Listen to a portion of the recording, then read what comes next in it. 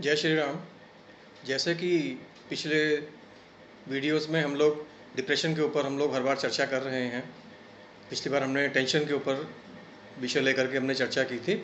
आज अगला एलिमेंट हम पकड़ते हैं, वो होता है गुस्सा।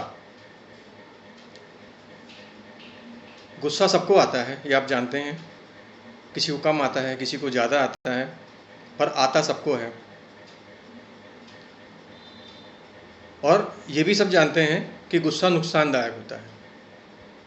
इसमें कभी किसी का फ़ायदा नहीं होता है गुस्से का। गुस्सा हमारी सेहत के लिए भी नुकसानदायक होता है, हमारे रिलेशनशिप्स हैं, हमारे संबंध हैं, उनके लिए नुकसानदायक होता है।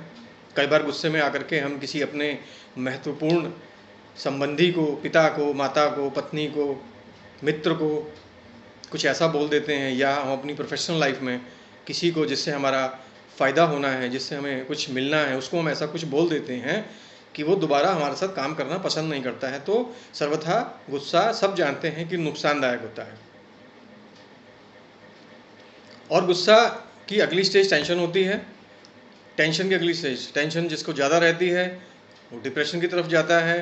यानी कि इनडायरेक्टली अगर हम देखें तो गुस्सा हमें डिप्रेशन की तरफ लेके जाता है। तो ये बहुत इंपॉर्टेंट चीज़ है ये भी गुस्सा।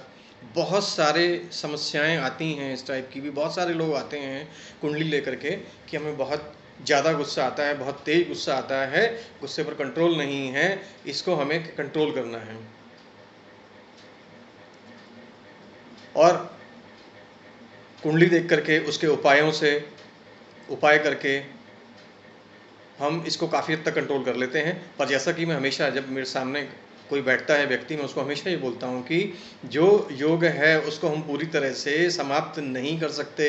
अगर ये चीज़, ये कार्य नहीं होना होता तो इसका योग ही नहीं होता। हाँ, हम किसी भी चीज़ की इंटेंसिटी कम ज़्यादा कर सकते हैं, उसकी तीव्रता को कम ज़्यादा कर सकते हैं, ख़त्म नहीं कर सकते हैं।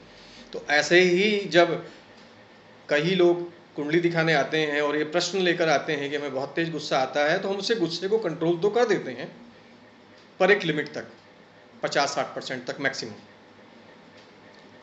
और जितने लोगों ने भी, जो भी वीडियो देख रहे हैं, उनमें से जितनों ने भी मुझे ये दिखाया होगा बैठ करके, तो ये चीज़ें जो मैं इस वीडियो में आज बताने जा रहा हूँ, ये मैंने पहले सब उन लोगों को बता रखी होंगी, और आप लोगों को सामने में उसी चीज़ को सबको दोहराने जा रहा हूँ।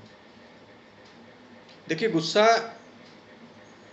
क्यों आता है पहली चीज़, और इसे कैसे कंट्रोल कर सकते हैं। सबसे पहले गुस्से की प्रकृति को समझना बहुत ज़रूरी है। जैसे कि मैं हमेशा बोल रहा हूँ, हमें किसी भी चीज़ की जड़ तक जब हम जाएंगे, समस्या की जड़ तक जाएंगे, तभी जा करके हम उसका निदान कर सकते हैं, उसका परमानेंट सॉल्यूशन निकाल सकते हैं, एक स्थायी हल निकाल सकते हैं।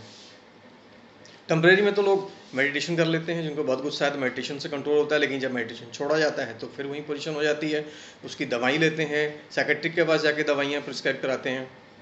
पर अगर हमें जड़ पता हो, अगर हमें इसका कारण पता हो, तो हम उसको कंट्रोल कर सकते हैं। सबसे बड़ा सवाल, गुस्सा क्यों आता है। देखिए, गुस्सा समझने की ज़रूरत है। गुस्सा कोई समस्या नहीं है, गुस्सा सबको आता है। गुस्सा एक टाइप का इमोशन ही तो है। जैसे किसी छोटे बच्चे को देख कर के हमें लाड आता है, हमें रोना आता है, हमें हंसना आता है, आंसू आते हैं, ऐसे ही गुस्सा भी आता है। सारी चीज़ें परिस्थितिवश आती हैं। छोटे बच्चों को देख के, जिसने बताया, लाड आता है। अपने परिजनों को देख करके प्यार आता है। कोई कोई कॉमेडी देखते हैं तो हंसी आती है, या कोई कॉमेडी परिस्थितियाँ होती हैं तो हंसी आती है, दुख होता है तो रोना आता है। ऐसे गुस्सा भी आता है परिस्थितियों के अकॉर्डिंग, अलग अलग परिस्थितियों के अकॉर्डिंग, कि अगर हमारे अनुकूल कोई कार्य नहीं होता है तो हमें गुस्सा आ रहा होता है। इसमें कोई समस्या वाली बात नहीं है, ये कोई परेशानी वाली बात ही नहीं है, बहुत सामान्य सा एक इमोशन है, पर नुकसानदायक होता है। और मैक्सिमम केसेस में ये नुकसानदायक ही होता है। इसलिए हर कोई व्यक्ति कोशिश करता है, जिसको बहुत ज़्यादा गुस्सा आता है, वो इसको कंट्रोल करे और ऐसा कुछ करे कि उसे गुस्सा या तो आए ही ना, और अगर आए तो उसका नुकसान ना हो, वो इसको कंट्रोल कर सके। अब सबसे पहले हम समझते हैं गुस्से की प्रकृति को। देखिए, गुस्सा तो आएगा, आप इस चीज़ को बड़े ध्यान से समझिएगा। अब जो मैं कहने जा रहा हूँ पूरा ध्यान से सुनिएगा। गुस्सा तो आएगा, पर उसे करना जरूरी नहीं है, ये समझने की बात है। गुस्सा एक इमोशन है, आएगा, लेकिन कोई जरूरी नहीं है हम गुस्सा करें। मैं आपको उदाहरण देकर समझाता हूँ। मान लीजिए कोई व्यापारी है, उसकी फैक्ट्री है या कोई ऑफिस है या कोई भी उसका काम है, जो उसका कस्टमर है, एक बहुत बड़ा कस्टमर उसका है, जिससे उसका सारा बिजनेस चलता है, या 90% तक उसका बिजनेस, 100% तक बिजनेस उसी से चलता है, सारी आजीविका उससे चल रही है, उससे अगर वो मिलने जाता है या वो बुलाता है कि आज आप मिलने आइए, मिलने गया वो उससे, उसने उसको इंतज़ार करा दिया, किसी कारण से भी कराया, वो बिज़ी था या उसकी ईगो है कि मेरा कस्टमर है मैं तो इंतज़ार कराऊंगा, अलग अलग तरीके से, किसी भी तरीके से उसने उसको इंतज़ार करा दिया, 2 घंटा, 2.5 घंटा, 1.5 घंटा। गुस्सा आएगा, बहुत गुस्सा आएगा, क्योंकि वो अपना काम छोड़ के गया है और वहाँ पर निरर्थक बेकार बैठा हुआ है, सिर्फ उससे की 5 मिनट की बात सुनने के लिए। क्या वो उस पर गुस्सा करेगा? नहीं करेगा। दूसरी परिस्थिति हम लेते हैं, जो जॉब करते हैं, जो नौकरी करते हैं, उनके साथ तो अक्सर ऐसा होता है, बॉस है, बॉस आया, किसी से लड़ के आया है, कुछ भी करके आया है, और आकर के सामने कोई एम्प्लॉई पड़ गया, उसने अपना सारा गुस्सा उसके ऊपर उतार दिया, उसे खूब डांटा, सबके सामने डांटा, खूब अपशब्द कहे, बहुत तेज गुस्सा आएगा, आएगा, नेचुरल सी बात है। क्या वो बॉस को उसी टोन में, उसी लहजे में, क्या वो आगे से डांटेगा? क्या वो उसको बोलने की ज़रूरत करेगा? नहीं करेगा।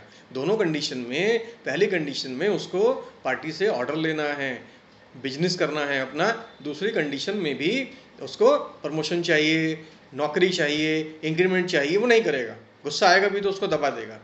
अब परिस्थिति हम चेंज कर लेते हैं, एक व्यक्ति बाहर से, बॉस ने डांटा और वो डांट करके अपना मूड खराब करके पका हुआ घर पे आया है, आ करके आगे देखता है पत्नी ने कुछ बोल दिया या पत्नी से कोई मिस्टेक हो गई, अब क्या होगा? अब वो अपना सारा गुस्सा उस पर निकाल देगा, उसको डांट भी देगा, ज़रूरत से ज़्यादा डांट देगा, अपशब्द भी बोल देगा। कई जाहिल लोग तो हाथ भी उठा देते हैं, या घर में बच्चे हैं, छोटे छोटे बच्चे हैं, और कोई बच्चा शैतानी कर रहा है, वो बाहर से पक के आया है, परेशान होकर के आया है, वो अपना सारा फ्रस्ट्रेशन, सारी गुस्सा उस बच्चे पे निकाल देगा, उसे डांट भी देगा, उसे पीट देगा। आप देखिए, 2 कंडीशन है, 4 कंडीशन मैंने बताई, 2 नहीं 4 कंडीशन मैंने बताई आपको। पहली 2 कंडीशन में वो गुस्सा नहीं किया, आया गुस्सा तब भी आया, नहीं किया। दूसरी 2 कंडीशन में गुस्सा किया। पहली 2 कंडीशन में फ़ायदा है, नुकसान और रिस्क बहुत ज़्यादा है, लेकिन दूसरी कंडीशन में फ़ायदा तो कुछ नहीं है लेकिन नुकसान नहीं है, लीस्ट रिस्क पर काम हो रहा है, मिनिमम रिस्क पर काम हो रहा है। पत्नी है, क्या होगा, क्या करेगी, यही सोच के उसने गुस्सा किया, मना लूंगा बाद में, सॉरी बोल दूंगा, बात खत्म हो जाएगी। बच्चे के केस में कहाँ जाएगा, बच्चा छोटा है, वो तो मासूम बच्चा, कहाँ जाएगा, थोड़ी देर रोएगा, चॉकलेट दिला दूंगा या कुछ खिलौना दिला दूंगा, वो भी कुछ हो जाएगा। Minimum risk. जैसा कि मैंने अभी थोड़ी देर पहले कहा, गुस्सा सबको आता है लेकिन करना जरूरी नहीं है, ये समझना है हमारे को। अगर हम ये चीज़ समझ जाते हैं, बहुत अच्छे से अपने दिमाग में बिठा लेते हैं, हमारी सारी समस्या खत्म हो जाती है। हमें भूख लगती है, हमें खाना खाना पड़ता है, हम नहीं रुक सकते एक सर्टेन लिमिट के बाद। हमें प्यास लगती है, हम कुछ देर रुक सकते हैं अपनी कैपेसिटी के हिसाब से, पर हमें पानी पीना पड़ेगा। हमें नींद आती है, हमें कुछ देर रुक सकते हैं अपनी कैपेसिटी के हिसाब से, पर बहुत देर नहीं। एक सर्टेन लिमिट के बाद आंखें अपने आप बंद होनी शुरू हो जाएंगी और हमें सोना ही होगा। ऐसे ही गुस्सा भी तो आ रहा है। तो क्या इन कंडीशंस की तरह क्या गुस्सा करना कंपलसरी है? नहीं कंपलसरी है।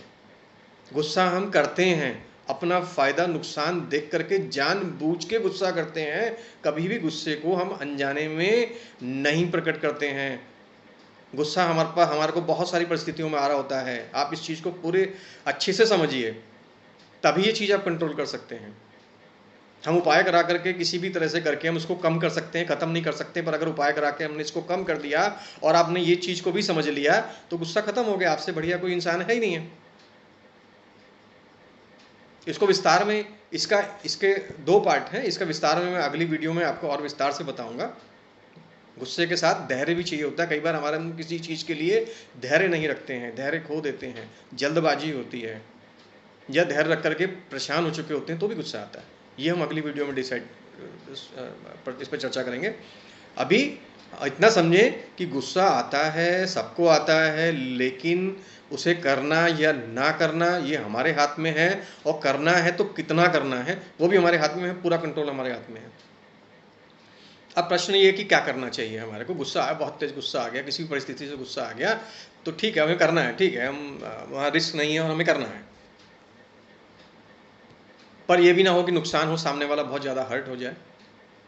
उसके लिए एक ही उपाय होता है, वो होता है कि जैसे गुस्सा आया हम कुछ सेकंड के लिए अपने आप को चुप कर लिया, बंद कर लिया। 10 सेकंड, 20 सेकंड, 30 सेकंड मैक्सिमम, इससे ज़्यादा की जरूरत नहीं पड़ती। उतनी देर के लिए चुप हो गए बस। इतनी देर में जो गुस्से का आवेग होता है, जो उसकी इंटेंसिटी होती है, वो कम हो जाती है। और ऐसा होता है, 100% ऐसा होता है। आप प्रैक्टिकल करके देख सकते हैं। इंटेंसिटी कम हो जाएगी, आवेग कम हो जाएगा। उसके बाद जब आप गुस्सा करेंगे, आप शब्दों का चयन कर सकते हैं, आप अपनी उनकी उसकी मात्रा निर्धारित कर सकते हैं। मुझे कितना बोलना है, कितना गुस्सा करना है, क्या क्या बोलना है, कौन कौन से शब्दों का प्रयोग करना है, कौन कौन से शब्दों का प्रयोग नहीं करना है। और क्या आपको उस टाइम उतना भी ध्यान आएगा कि इस व्यक्ति को सामने कोई भी है, बच्चा है, पत्नी है, पिता है, या कोई भी हमारा रिलेशन है, दोस्त है, कोई भी है, हमें ये इसकी बर्दाश्त की लिमिट कितनी है, हमें सब ध्यान आ जाता है। और हम उसी लेवल उसमें, क्योंकि गुस्सा कई बार करना जरूरी भी होता है। मैं कभी ये नहीं कह रहा हूँ आपको, और कभी कहता भी नहीं हूँ कि गुस्सा करना जरूरी नहीं है। बच्चे को डांटना जरूरी होता है, बच्चे को कई बार डांट करके ही समझाया जा सकता है। एम्प्लॉय है हमारे, उसको डांट के ही समझा पाते हैं, कई बार नहीं समझ रहा होता कोई एम्प्लॉय, अपनी अपनी प्रकृति होती है हर किसी की। तो करना है उस वक्त कुछ देर के लिए अगर आप शांत हो जाते हैं, आप अपने शब्दों का चयन कर लेते हैं, आप मात्रा निर्धारित कर लेते हैं, कितनी देर कितना गुस्सा मुझे करना है और कौन कौन से शब्दों का मुझे चयन करना है। तो ये चीज़ आप ध्यान रखिए, इसको अपने प्रैक्टिकल में लेके आइए, इसका लाभ उठाइए। और भी आपको लगता है कि किसी को इससे लाभ हो सकता है, किसी से फ़ायदा हो सकता है, तो वीडियो आगे ज़्यादा से ज़्यादा मात्रा में शेयर करें। अगर आपका कोई सुझाव है, आप कुछ पूछना चाहते हैं, तो कमेंट करें।